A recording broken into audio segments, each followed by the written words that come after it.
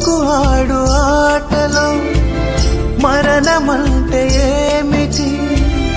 ఆటలోని కలుపు వంటి చిన్న మలుపులే జీవితాన్ని అందక జీవమెళ్ళిపోదులే,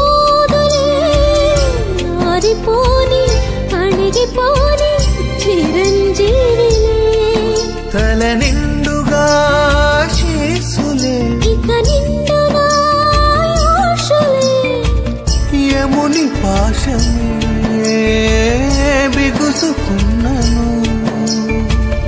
మరణమన్నది మరల జననమే, నిండు నూరేళ్ల సావాసం స్వర్గమయ్యింది వనవాసం. దండగుచ్చాను నా ప్రాణం వెండి వెన్నెల్ల కళ్యాణం.